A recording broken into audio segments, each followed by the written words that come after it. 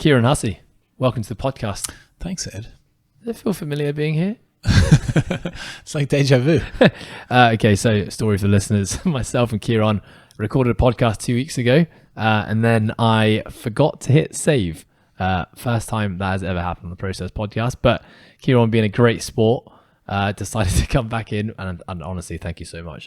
Massively grateful, because I know it was a great conversation. I did want to get this out to the world. He's decided to come back on, and we are here recording round 2. Can I ask you, because I know how you felt about round 1, that it was the first podcast you'd done. I knew you were a little bit nervous coming in. How do you feel coming in this time, having done it once?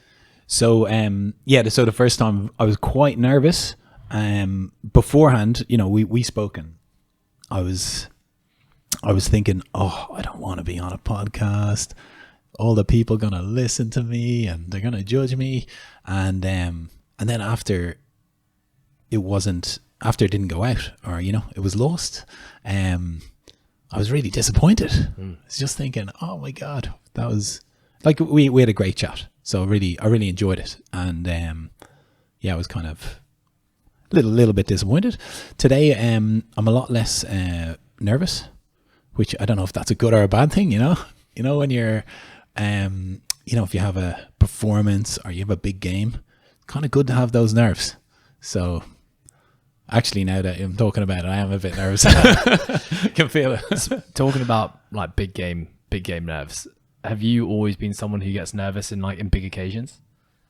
Yeah, big time. Yeah. I don't know if I remember I was playing rugby years ago. I was one of the younger guys on the team, and it was the first cup game. So in Ireland, huge game, and at the time the biggest game I've ever been in.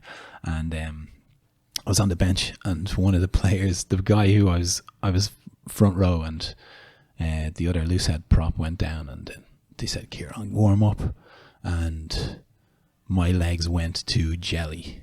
Like I couldn't run. I got on the ground so someone could help me pull off my tracksuit bottoms. But I was just thinking, how am I going to do this? And then it turns out he wasn't injured. He got up and played on. And I thought, I really avoided, swerved the,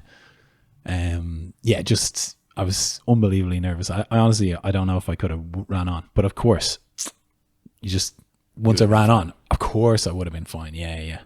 Did you know at the time that you might be someone who, I guess the word would be performance anxiety if we talk about it in a more scientific terms, but did you always know that you were someone who suffered from that?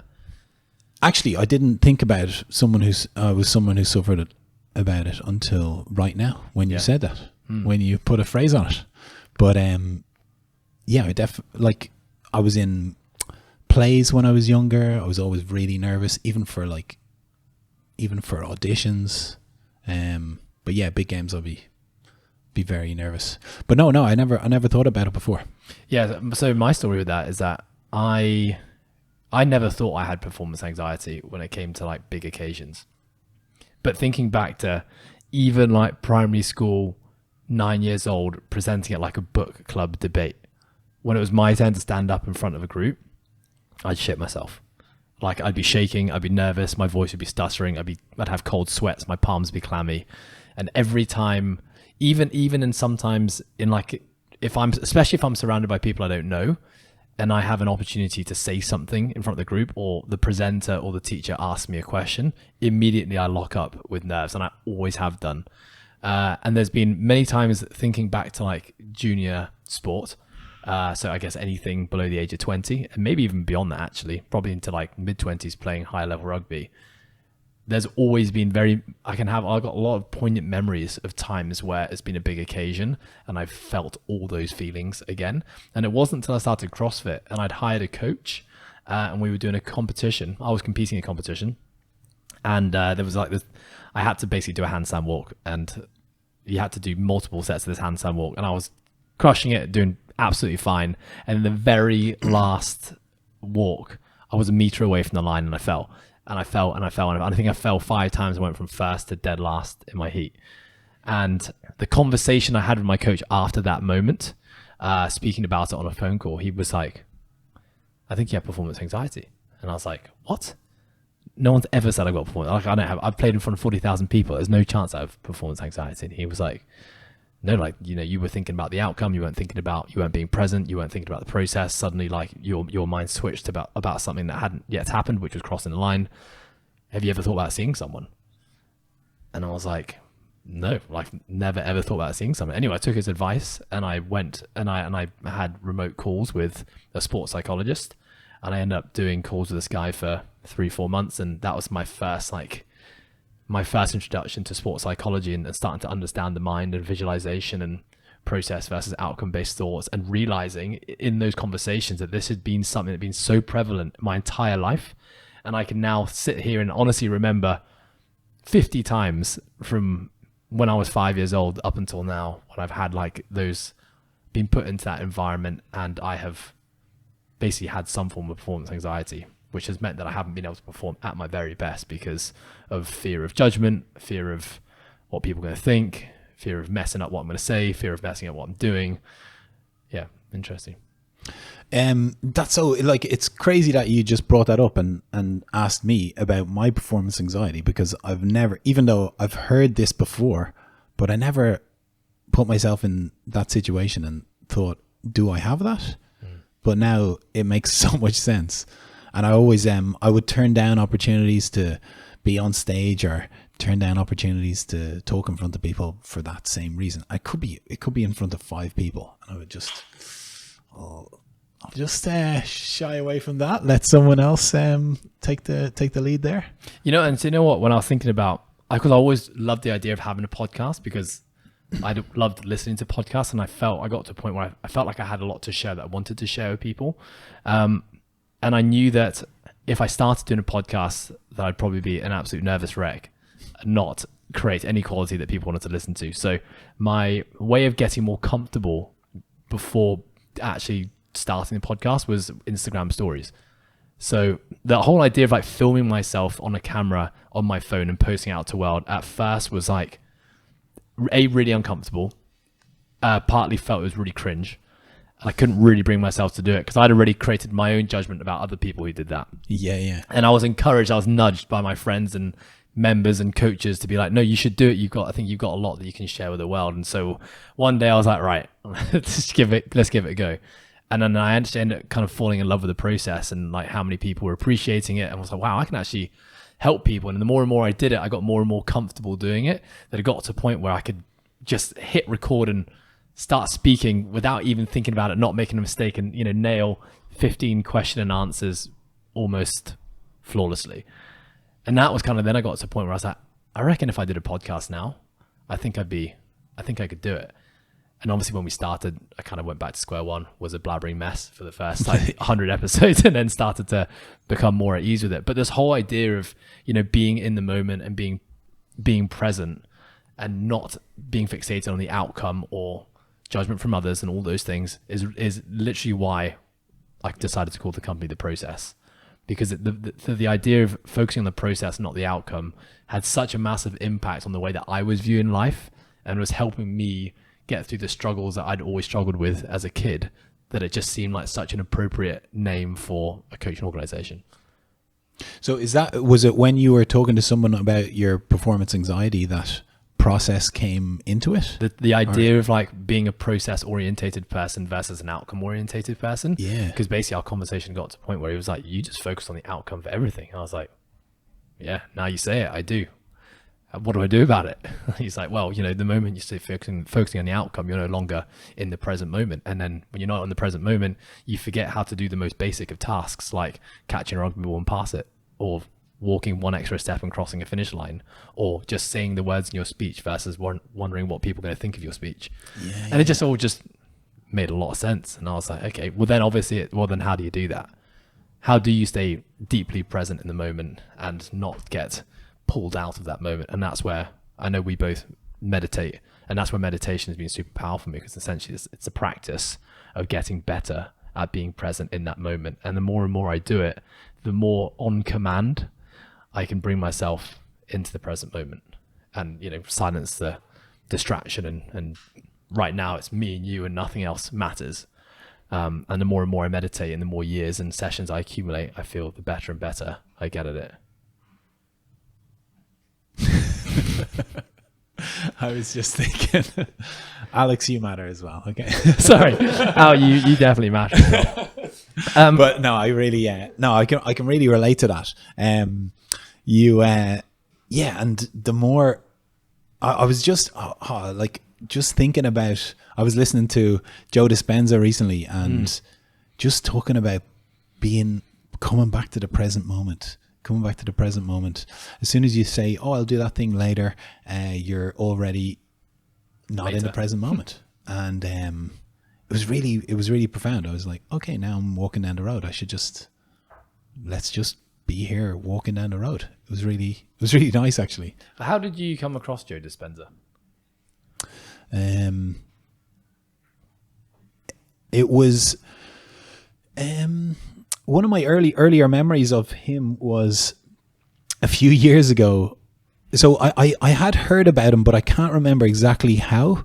But he became very prominent with me because a friend of mine, a few years ago, so he was living in Hong Kong, and he fell out of his window.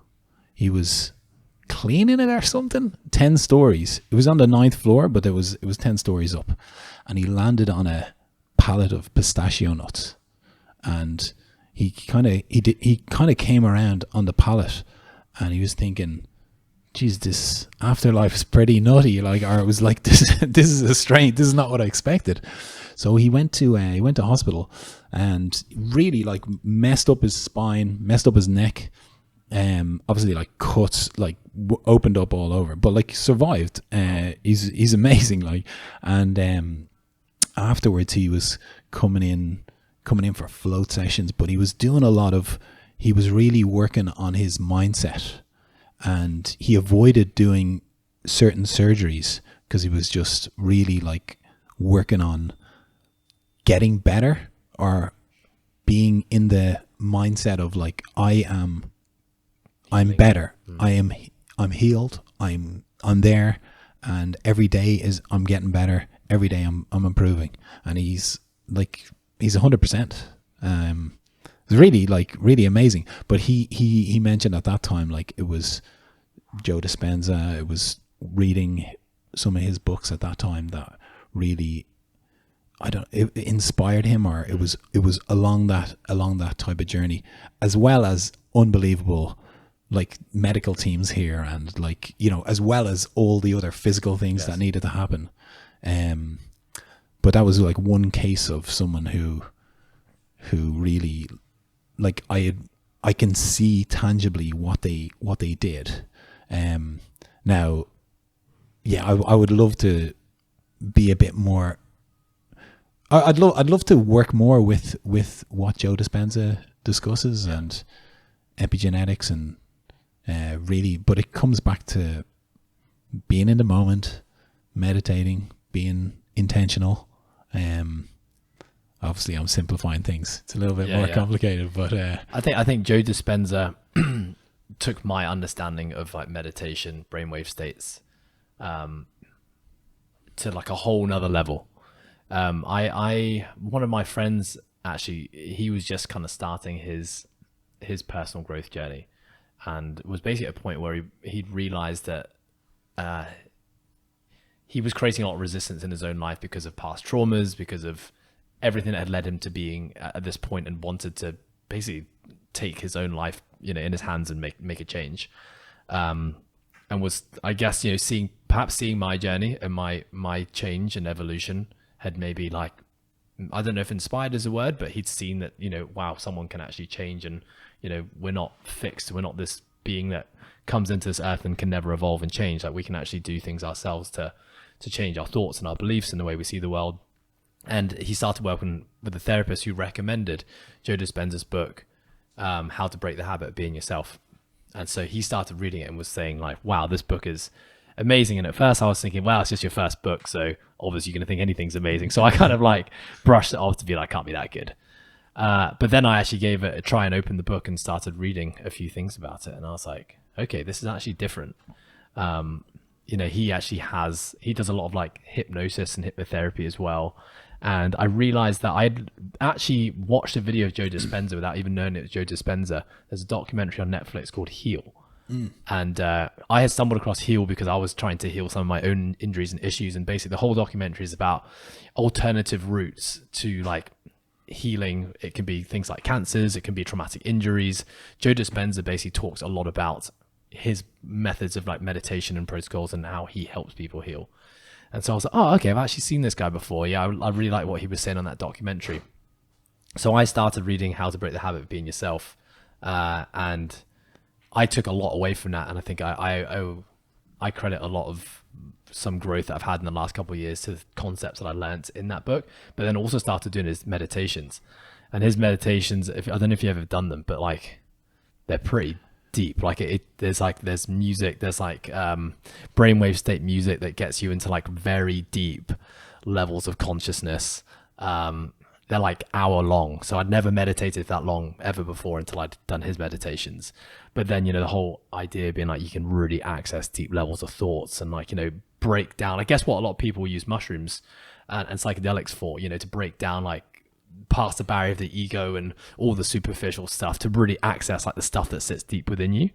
And then, like the book says, that's where you can start to change like core beliefs or dig into past traumas and set clear intentions. And yeah, pretty cool stuff. Yeah, I haven't done much of the meditations, but I have I think I've done it one time, but like with most things, that's not a process. Yeah. But he breaks, like in the book, like breaks it down it makes a lot of sense. Yeah. Like he's not asking you to believe one thing and then build on top of that. It makes tons of sense, like on how we become the way we are, and then how to just shift it quite simply. I realized we talked about a lot of things, but we haven't even introduced you. Haven't introduced you yet. So, Ciaran, who are you, mate? And what do you do? So, I am, I'm from Ireland. Come from a big family, and I've moved to Hong Kong about 15 years ago. I have at the beginning I was in the bar business here. My brother-in-law, and a few others, we were involved in a few bars, and then a few years later, maybe 8 years later, I started Floatco. So it's a flotation tank business, or it's a company where we offer float therapy and cold water therapy. And yeah, I've kind of enjoyed making a difference there. Additionally to that, I have a beautiful wife and two amazing children, two amazing daughters, and I love being a dad, love being a husband. That's kind of a pretty brief, but there's a few little parts in there. I mean, what's fascinating about your story is just the contrast, and the two biggest jobs in your career so far, one being bar and nightclub, and then now flotation, mindfulness, cold water exposure, breath work, being such, in most people's eyes, opposite ends of the spectrum. What got you into the bar scene in the first place? Yeah, so like growing up in Ireland, alcohol is a huge part of the culture. All right, it may, like in the UK as well, but when we were young, we would be sneaking out to try and have a few drinks with the guys, and it was kind of built up a bit of Dutch courage, just a bit of courage, be able to have a bit of a laugh. I remember we would just try to like see who could drink the most. That was kind of so you could drink the most but not get sick. Like just kind of a typical school night in Ireland. Luckily, not exactly on the school nights, thankfully, but yeah, it was just a huge part of culture. So after school in university, same thing, like continuing with that was the social scene. And then I had a chance to come over here because my brother Rory and brother-in-law Cahill They had set up Solace, like it was a bar here, and it was. I came over for a visit. We were in Thailand, went for a weekend here, and it was buzzing. Like Hong Kong was amazing. I was probably 25 or 26 years old, and I knew after leaving that weekend that I'm coming back here. So the lads had like gave me an opportunity to come over, and then came over, and I was just like basically back in Ireland. The weekends were what we looked forward to. I was working during the weekends so I could go out and party, and then here I could just do that all the time. That was my job, and it was a class bar. So I just took to it like a duck to water. Not without its challenges now, but really like it was a no-brainer to come over and do that. I mean, Solas was actually like the greatest bar in Hong Kong. It was at an era where I was back from uni, so I was 21, and every Friday, Saturday, well, Saturdays especially after rugby games, like there's only one place you're gonna go to, and it's gonna be heaving shoulder to shoulder, pretty much all night long. All your mates are there, yeah. All the girls are there. It was like that consecutively for so long. I feel that it was just pumping. Can I ask you? Did you take to that job naturally? Was it easy for you? So it was easy to like have a drink and kind of be a bit of a lad, but I found that I would look at the guys doing it. So Rory, a very like big charismatic guy. Cahill was amazing as well, and I just thought like, oh, like I can't do what they do. Like they knew everybody. It was always so natural to them. In my eyes, it looked like that anyway. So at the beginning, I thought, geez, I don't know if I can do this.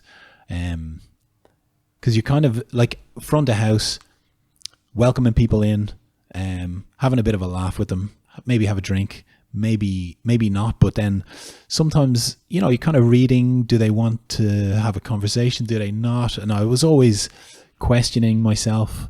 Should I, what value can I add to their conversation? Maybe it was guys in finance. I don't have a clue about finance. It was kind of like, what am I, I can talk about the sport that's on, but not other things. So, yeah, probably for the first year, it was a difficult time. And then after about 1 year, I thought like, do you know what? I can do this. Like, this is not rocket science. And then kind of for the next 3 or 4 years, really enjoyed it. The business was pumping. Parties were great. Just like loads of mates. And then I had another few years there, but at that stage I was just on a bit of a spiral, like drinking too much, not sleeping very well. So years of that compounded into me feeling pretty bad, physically, but mentally especially. I was really, just not comfortable with it anymore. Did you know you felt bad in the moment, or is it now in hindsight that you could see that you were bad?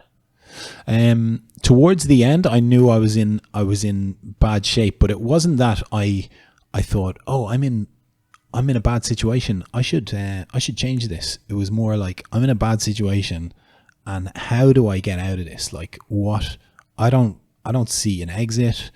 I didn't see, I didn't think I could do anything else, because it doesn't take a lot of skill to be front of house in a bar. Or to me, it didn't seem like it took a lot of skill. In hindsight, it does. I think so. But then where is that transferable? And yeah, like I lost my train of thought there. Sorry. I mean, but was it that you were you worried about what life might look like after, because you felt like you weren't developing skill sets that could be put somewhere else? Or, Well, what was it that was telling you that this is not good? Two questions there, I guess. Yeah, well, I suppose I thought I was doing it for quite a while, and part of it is just, it's kind of, okay, to simplify it, I'm just being a bit of a lad at the front of house. So there wasn't much development there, which I didn't mind. But then after a while, I think for me anyway, I was kind of like, what am I doing with this? Like, I don't want to be doing this in 10 years. What can I do? What else can I do? All I knew is that I didn't want to work for someone else, but I think that's always what my dad said. My dad has a shop, and he was always like, I just don't want to work for someone else. So I just kind of took that on. I don't really know why, but it was just, I want to be my own boss. It's not that great. No, it's not. You work a lot. So it's not just I can do what I want and I'll go on holidays all the time. It's quite the opposite. But yeah, that was real. Yeah, there was no development in that. And after a few years, I was just felt a bit stuck. Even when, so actually how I got out of it, I was looking for some other business to do, and I heard about flow therapy through the Joe Rogan podcast, and it wasn't available in Hong Kong. And then I decided to just open up the center with my wife, and yeah, we opened it. And I thought, like, we had opened a few bars at this stage, and with the bar, open it up, tell everybody, do a big party, and everybody comes, and then they know it's open. That was kind of our marketing. It was all word of mouth. We had a really good reputation. Like, if we sent it out to the rugby community, everyone would just like show up, and then you just treat people well. So I just thought, we'll just open this other business, flow therapy. It'll be great. Everybody listens to Joe Rogan. They'll know what it's about.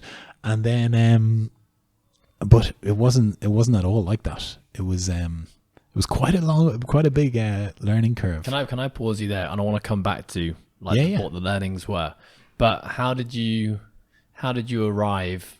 How did you go from I want to be my own boss to I'm going to go ahead and open a float center? So the want to be my own boss thing, that was always there from a really young age.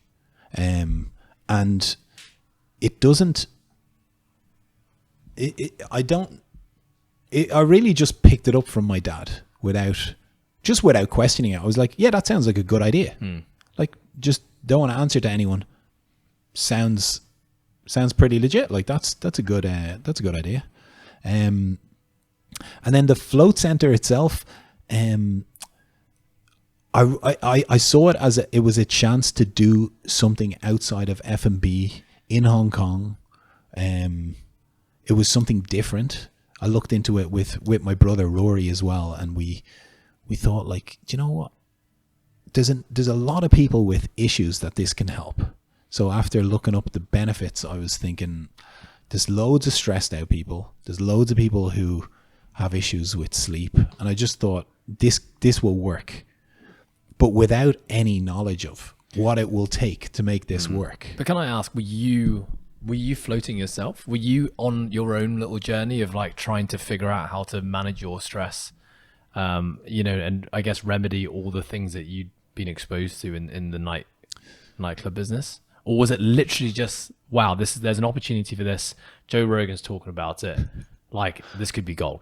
So it was more the second one. Interesting. It was just, all right, let's do something. I went to Bangkok to do a float, and I went to Singapore to do a float. Just to try it. To try it, yeah.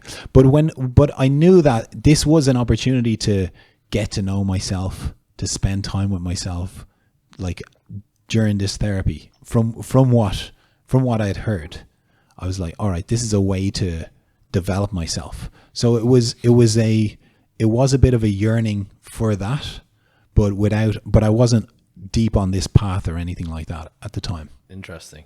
Because when I speak to you now, and if someone was to ask me what's Ciaran's story, I would have said he was in the nightclub industry, he was burnt out, and he started, trying to incorporate mindfulness practices into his life.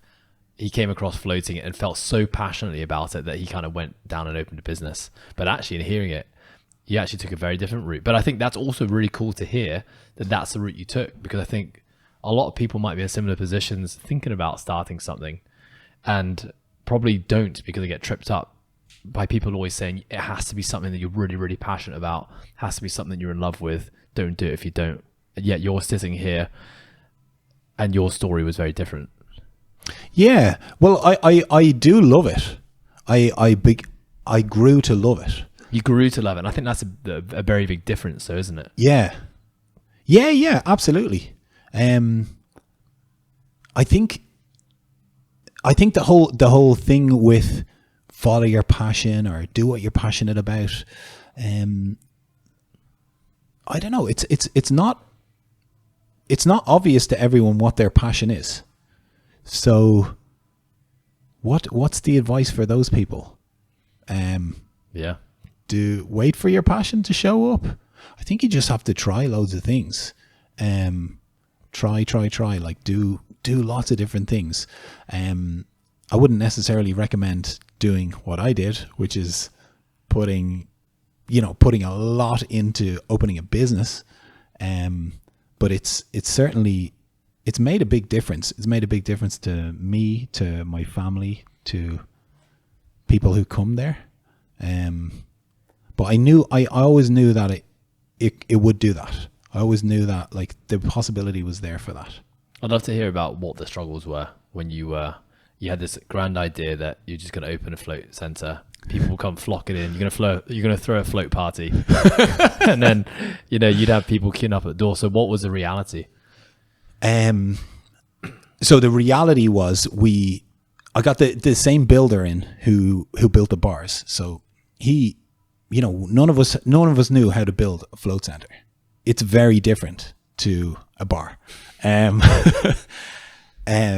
water is unbelievably corrosive, and so we built it, and almost immediately started, like, the floor, like the walls were peeling and the floors were not great. The business itself, like, as people, we had a few people come in, but more and more people would come and then just try it once or try it a few times, but we hadn't even thought about the benefits to them to do it regularly. We hadn't even considered, like, what if we had what options are we given to people to come regularly? We kind of we looked at massages. You can get a single massage, or you can get a 10-pack. So we kind of just took it off that. But we've changed it all around now. But at that time, it was just inviting people in. They would enjoy it. We kind of hoped they'd come back without having any like path for them to come back regularly. So what do you foresee as the biggest mistakes that you guys made in those early days? There was a lack of strategy and a lack of planning. We took on team members, but then we didn't have like an idea, like, okay, if it goes one way, we'll do X. If it goes another way, we'll do Y. There was no adaptability, and I this is down to me. Like, I was a bottleneck with so many things. Other people around me were trying to help, and I was just, no, it needs to be a certain way, or couldn't make a decision. And it all comes back to my mental state at the time. We talked about performance anxiety, or was it an inability to relinquish control? That was part of it, Yeah, for sure. too. For sure, yeah. It was just, it needs to be my way. I still, no, not so much with that now, but like, I'm very, like, we have a great team now, and we empower them to make decisions and to help develop the company now. But at that time, the people who worked with me at that time, they had no chance. They couldn't, they had good ideas, but then wasn't right. And we even when it comes to when design work, I'd ask for a design to be done, but then it would come back and I haven't given good instructions, so it comes back, I don't really like it. What do I not like? I don't know, like, just do better. Yeah, but just a bad work environment. So yeah, it was like many of those challenges. And then you mentioned earlier about how you share on the podcast. Before that, you shared on social media. I never liked to share. Always a bit nervous. So stuff like social media, or just getting on there and talking about it, or even like marketing the business, I would have kind of issues around, or beliefs around. It's not going to be right, or marketing is kind of lying, that sort of thing. Just limiting beliefs, which was really, difficult for people to work with me. When I look at float now, and we haven't even talked about what floating is, and I assume most people know what we're talking about, but maybe we should actually just start. Give us a quick 101 on what do we mean by floating? So flow therapy is it used to be known as sensory deprivation therapy, where physically what you do is you get into a big bath of water, and in the water there's 500 kilograms of salt. So you float just like the Dead Sea. So you float there just like the Dead Sea. It's about a foot deep, and when you turn the light off, you cut off the outside world. So there's almost no sensory input in through your senses, and it allows your brain waves to slow down. You go into deep states of relaxation and meditation. Some people sleep in there, but it's an hour of recovery, physically and mentally. But yeah, no, it feels phenomenal. And then people are, as a practice is the best way to do it. Like, yeah. But I mean, I think I've got a float coming up this Saturday. And I remember I went to, you were previously called Float On. That's right. Yeah. I remember coming there in your early days, and then I think you had all the issues with water, and you redesigned the rooms completely. So I've kind of seen a lot of iterations of Float. You're now Float Co, right? But from Float On to Float Co, see many iterations of it. And I think when I come in there now, firstly, it's a very beautiful space. It's very tranquil. It's very calming. It's like exactly where you want to be before you go and do your actual float session. But you've also built a great team, and I feel there's a community vibe. I feel like when I walk in there, I'm going to be surrounded by like-minded people who maybe have similar beliefs or thoughts on life, or I guess even like mindful practices. I can have a good conversation with the person behind the desk. You're always there, and you're fantastic at making people feel welcome and comfortable. And so when I look at the business now, I think these guys really know who they want to be and who they want to serve and how they want to do it. So what were I guess it's like, were there any moments in that journey that caused you to change? Because I don't see that the old Ciaran you're talking about, the guy who struggled to relinquish control, whose ego would get in the way, who wouldn't want to share. I don't see that guy anymore. So what happened in that journey? There was a few different moments along the way. So one I would say is I took on a new business partner, Peter, who knew so much about floating. He would travel all over the world for his job, and everywhere he went, he would float. He would meet people.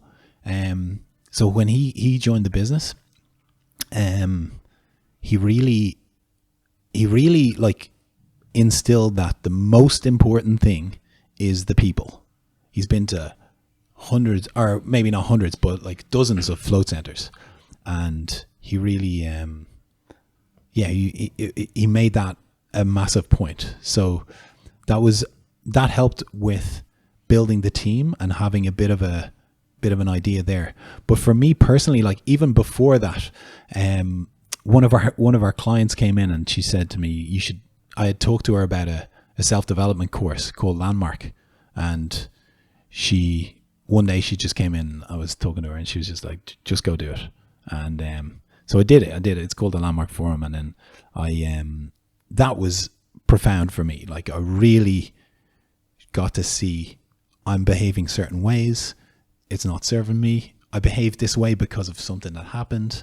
And it really like allowed me to leave some stuff in the past and kind of approach my future like with I wouldn't say a blank slate, but a lot clearer slate, so I can build on top of that. Is that like a group thing? Is it like group therapy, or do you have your own therapist? Like how does that work? Yeah, so it's not therapy, but it was it was in a group setting. Yeah. I think now everything's online, but or it's on Zoom. So there was about 100 people in the room, and there's a course leader, and they were sharing about different distinctions that people or that the course has, and then everyone was kind of invited to look at like, where does this apply to me? Like, where do I do this?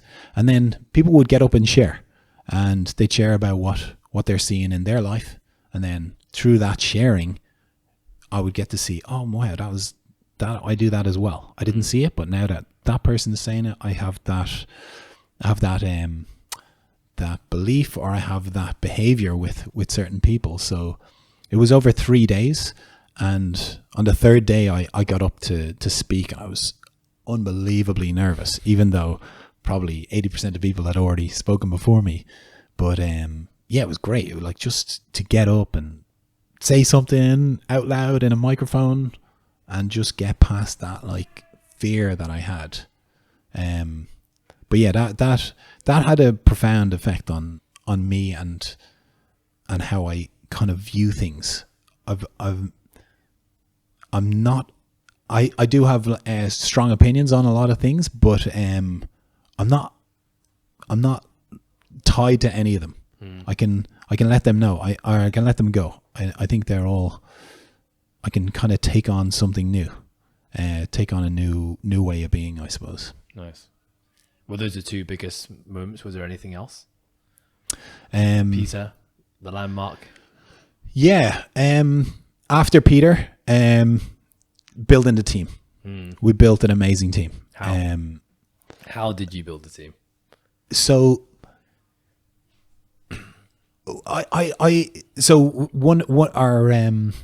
the manager there, Pinky, she joined the team. We put an ad in JobsDB, and then I remember when she walked into the room, and she was talking about water and how water can be healing, and I was just thinking, this is incredible. Like, who answers as good as this? And she just really gets it. She gets healing, she gets people, and she's been instrumental with the team, with keeping everybody together. I think one of the things that has helped us is we've put in lots of processes. So we have opening procedures, we got closing procedures. It's the same thing every day. Doesn't matter who's working on different shifts. And before, it wasn't like that. It wasn't a clear map. So everyone would do things differently, and it's made such a huge difference, because even though, like, so my idea of processes before was, it's quite restricting. Like, you have to do the same thing every day, and it's a bit boring. But actually, it's the opposite. You do these things, and if once they're done, you have all the headspace to be with clients, to like really like just be like, show up in a way better way, knowing that everything is handled the way we've all agreed on it. And it wasn't even like the process of creating these, like, we everyone was there together. Should we do it this way? Like getting input from everybody. So the whole team is buying into like, this is what we're creating. This is what we're doing together. And from like, I wasn't in a position to do that at the beginning. Like I wasn't in that headspace. It was always like, no, we should do it this way. 'Cause I say, yeah, I can resonate. I can resonate a lot with your story. I do think that systems and processes are so important in a growing team. When I think about early days, like all the systems and processes were basically up in my head and no one else's heads. And I remember thinking that, because I remember reading books, and I read a lot of management books in my early days of running a business, which said like you need to create processes and systems. Like you need to basically have like a dummy's guide to doing everything, even if it's changing the toilet paper. You know, that might be something that you do automated at home, but don't make the assumption that someone else knows how to do it. So you need to create a system for changing the toilet paper. And I remember thinking, that feels really restrictive, like you said. It feels very restrictive, and surely people want freedom. And so I didn't create systems and I didn't create processes because I thought people would want to have freedom and people wouldn't want to be told what to do. And through experience and, you know, then reading probably the same things, but just through a different lens, because I'm now a few years older and have some experience. It's like, actually people want to be led. People want to have instruction. People want to know that what they're doing is the right thing. And so actually by creating systems that are clear and concise and that anyone can follow, actually it can be a really, really good thing. And the more and more we grow as a company, you know, we're always looking for ways to build new systems. And the moment we have something that isn't done to the standard that we want, 9 times out of 10, we realize it's because we didn't create a system for it. Or the system is there, but it's not communicated effectively, so people don't know what the system is. And then it kind of becomes quite fun when you're now just constantly looking out for new opportunities to create new systems and processes. What are your thoughts on that? I couldn't agree more. Couldn't agree more. Actually, I read Atomic Habits there a while ago. And such a good book. I don't remember the exact quote, but it's something along the lines of, you don't rise to the level of your goals, you fall to the level of your systems. Yes. So it's easy to see in a company as it grows and you have more and more people that systems are important, but it's the same in life. It's the same for every individual. Do you have systems around keeping yourself clean, keeping your home clean, developing yourself? Like if it's not a system, it's just a goal, and you may get there, but with a system, like you can always follow the process, I suppose. Yeah. How often are you floating? At least once a week. I had a lovely birthday float the other day. It was my birthday. And happy birthday. Thank you. And then I came out afterwards and the whole team was there. Even like they weren't, it was on days off with a birthday cake. They started singing happy birthday and I was just thinking, be quiet. There's loads of people floating. So I'm just picturing, do you float? Do you wear anything when you float, by the way? No, float naked. Yeah, okay, yeah. Cool. So it's all in. It's not like you opened the tub and they were just stood there in your room with a birthday cake, like happy birthday, boss. No, it wasn't like that. It wasn't like that, but listen, one can hope, you know. Yeah. Next year. What's your process when it comes to floating? You know, talk me through your step by step. You know, like pre-float, during float, and then after you're floating. Yeah. So before the float, I will take a couple of minutes just to consider. Actually, consider like why am I floating today? Do I want to sleep? Do I want to just recover? Is there something to process? Is it just, am I going to just do breath work? Am I going to meditate? So just going in with a certain intention. Then, yeah, like that might take 5 to 10 minutes beforehand just to sit with it. Then I go in, have a shower, jump into the pod, and warm shower, cold shower. So I usually have a cold shower. Before. Yeah, I quite enjoy cold showers, but it's good to have a cooler shower beforehand so that the body temperature doesn't, or skin temperature doesn't rise. If that happens, then the float can feel colder. So just having a cool shower is a good idea. But I have a cold shower, then I get into the pod, and usually I'll leave there's music at the beginning and at the end. And we have different music. So today I tried something different when I floated, and then I tend to just enjoy the music, and then I might have a little look around with the light on, see how the water, see if there's any shadows, and just kind of bring myself into the moment. And then depending on my intention, I'll just go with that. But I'm not thinking about something for the whole time. I might, if I'm doing breath work or meditation, I might do it for 10 to 15 minutes. But after that, I just let it all go, and then kind of come back around towards the end when the music starts again. Can I change the music? Is that something that a customer can do? I didn't realize that we can adjust your music. Yeah. Yeah. So you can adjust it, like you can request it beforehand, but once you're in the float, you don't have that opportunity. Nice. So it's just, once you're in there, you're in good hands. You just kind of trust the process. Are you lights off? Are you closing the lid? Are you lid open? Always with the lid closed. I can, like, sometimes I'll open it if I want a bit of extra air, but it's rare that happens. And then I like the lights off as well. Nice. Like the lights off after a couple of minutes. So I like to open and close my eyes when the lights are off, see the same thing, and just it just brings me back to the moment again. What about your post float? What do you do when you get out? Afterwards, I usually get straight back into work. So because I'm there, I'm with the team there. So I might come out, just dry off, and then just clean the room and see what's next. On some occasions, I would have done a float in the evening time, in which case I wouldn't, everything's handled. And on that, like at that time, I would just sit with it for a few minutes.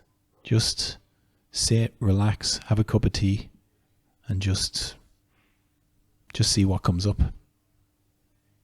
Nice. I mean, when did I last go? I think I was there a few weeks ago. I'm trying to do 2 a month right now. That's my consistent goal. And I went, and the last few floats I've been in have been,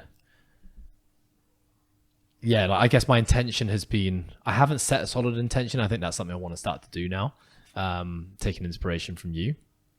I guess I do have an intention, but it hasn't been clear. I've kind of just gone in and been like, right, how am I feeling now? And the last time I went into the float having just finished, I think, 3 hours of quite intense work. So when I entered the room, which is very chill, it's like dark. It's got like some nice glow lights in there. And I started immediately feeling myself calming down. But when I got into the tank, I didn't feel calm enough yet. And straight away I realized, okay, I should have really taken 5 to 10 minutes to get myself in the right headspace before stepping in. Because I almost felt like I was wasting 10 minutes of my float. Yeah. I was like, this could have been utilized. I could have been like right into that state from the start. So I then needed to spend the first 10, 15 minutes just to get myself into a state of relaxation. And I was using a box breathing protocol. So it was just kind of like 3 to 4 seconds in, breath holds, 3 to 4 seconds out. And just kept on just doing that and just counting my reps until I felt like my internal chatter was starting to quieten down a bit, and I felt a lot more, I guess, centered. And then I actually, after doing the breath work, I just kind of let my mind run free and just see where it takes me, or see where it took me. And it brought me onto loads of ideas around work, coaching, creativity, a lot of things around work. That's where a lot of my thoughts, generally speaking, in the day, I think revolve around, like improving what we do and improving myself. And I remember just being in the float, being like, holy shit, I've got so many good ideas coming to me right now. I need to get these. I need to write these down, but I didn't have anything to write it down on. So then I actually started panicking a little bit, thinking I don't want to lose these thoughts, because these are some great ideas. So, I mean, does that ever happen to you? Do people who float talk about that? They come up with great ideas in a float because of the space and the quietness, but then fear losing those thoughts because they can't write it down somewhere. Yeah, like actually we have some of our clients who come in, because this happens quite regularly for them.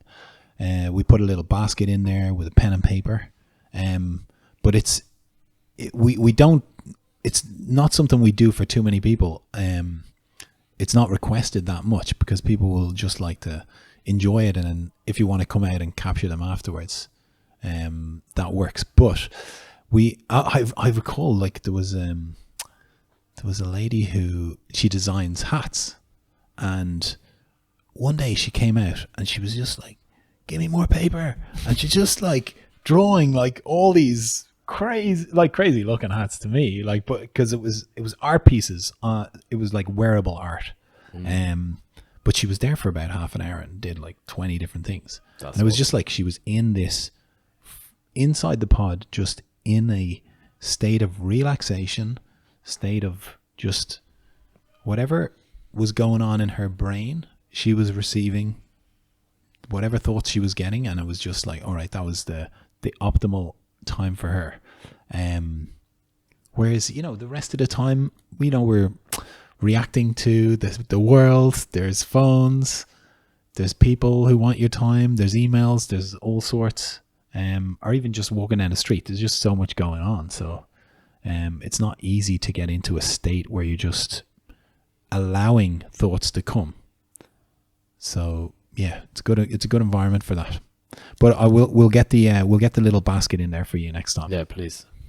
Yeah, I think every time I'm in a place where I'm trying, or maybe I'm searching for an answer, or I'm stuck on a problem, or I'm looking to elevate something or myself and I'm not finding the answer, that's normally when I know I need some space and I need some quiet and I need some darkness. Or sometimes it's nature. It's if I put myself in nature and I just digitally detach myself, so no phones, nothing, at some point in the either during or in the aftermath of that quietness and that stillness is where the answers just come flooding to me. And I know that when answers, when I'm struggling to find answers, I know that's normally a time where my brain is probably working a little bit too hard, or it's processing a bit too much, or I have exposed myself to too much quote unquote stress, but I guess just busyness consecutively without a break. Yeah, is when I struggle to be mentally clear. And so I think the float is amazing because, I do have a meditation practice that I do every night, but even in a meditation practice, there can always be distractions, right? It can be like, I don't know, the person you live with, your partner, like slams a door, or they open a door and ask you if you want something, or they walk past you and they're just making noise, or the aircon's fluttering, and there's always so many things, or you've just got everything that you like around you that, I don't know, you just get distracted and you're thinking about other things. And what I like about floating is that in a non-scary claustrophobic way, you're locking yourself into a room where there is none of that. And you've also committed to an hour. Like, so you've got this hour, so you've got to commit to it. That's how I feel anyway. Yeah. And because of that, like, it's just even more intense focus. And I think the brainwave states that I can get myself into are so much deeper than when I'm trying to do meditation any other way. Yeah. Yeah. I think what you said there about it's an hour that that you're not going to leave for 60 minutes. Now you can leave anytime you want if you really have to. But if I'm doing a meditation and it's 20 minutes long, and then after 15 minutes I get distracted, 15 minutes ain't bad. I'm not going to get back into it. So I'll give myself a little out. Whereas in the float, not only is it is 60 minutes, but it's easy as well. Just once you're in there, I don't seem like I don't come up against the same kind of barriers when I'm in there. Do you wear a watch when you're in there? No, never. No. I can see how that can be something that I think people might struggle with, just that complete loss of sense of time. Yeah. And I definitely felt that. I think my first couple of floats, taking off my watch, or maybe I didn't wear a watch at the time, but having no perception and not knowing if I had 45 minutes left or if I had 5 minutes left. And I guess what that actually, now I'm saying this out loud, what that resembles is just how attached I am normally to time, and knowing that I'm always probably on the move, or knowing I need to be somewhere, or knowing I need to do something. And yeah, probably that's not a very healthy place to be in. And yeah, I don't know. I just thought about that just now. I think we're all a bit attached to time, so I don't know if it's healthy or not, but I think that's just how, we view it. There's 365 days in a year, and there's 7 days in a week, and 24 hours in a day. So you kind of try and squeeze things in when you can. So especially if you're running a business like you are. So I think looking at like how I view the time, like meditation, exercise, how are floating, like, is that, how does that affect the rest of the time? It's not really about the 20 minutes of meditation or the 1 hour of floating. It's how does that impact how I show up for the rest of the week? Yes. And that's how I'm looking at things more and more these days. Like, what does this do to my energy for the rest of the time, as opposed to, what is this like for the duration? So that's where I think flow therapy has like, that's where the value is. It's not in the 1 hour, it's in afterwards. Yeah, I like that. I'd never put it that way, but I totally agree. And I think that's the power of why I've implemented these practices into my life, because it's not in the moment that the joy, or you see the benefits. It's the knock-on effect to life outside of it. Yeah, and it's why I think I'll have practices like this as a part of my life forever and ever. Yeah. Well, delayed gratification, which is what we all struggle with. The world struggles with massively. I struggle with sometimes. Me too, big time. Yeah, knowing that what you're doing right now is not going to give you the instant reward and success, but it's going to come somewhere down the line. As a complete side note, but I was just speaking to my girlfriend about this the other day, and she is doing a master's at the moment, and we're having a conversation about, when she finishes her master's, what is that? How is life going to change immediately once she's done it? What's that going to do to her salary, her job opportunities? What's her actual job description going to look like now? Her role within the business. She was trying to find the answers. Well, in a conversation, we were trying to find the answers as to what is your return on investment from this huge financial investment, the time investment that you've made into a master's, going to look like when you finish. And I kind of said to her, I was like, when I think about some of the courses and the mentorships I've done, I'm still 15 years later, every single day, getting my return on investment. Like, there are things that happen almost every day where I think back to doing my Charles Poliquin certification, 12 years ago, where I'm like, wow, I know this because of that certification 12 years ago. And when you extend the, when you draw out the return on investment, that this is going to be benefiting you potentially for the rest of your life. And when there's something like a financial investment involved, with people are like, struggling to think about, how can I put this amount of money into this one thing? But when you extrapolate the return on investment, that it could potentially last a lifetime, it's actually a no-brainer. So much of the time, it's actually a no-brainer when you look at what you get back from it. Does that make sense? Yeah. Yeah, no, it really does. It's just a concept. When you said delay gratification, it just brought me straight onto that tangent, because it was a conversation we just had last night. And I try to think about a lot now. And I think about so much of what I have has been a result of delayed gratification. Well, they say the most important, or the best investments would be to invest in yourself, especially when you're young.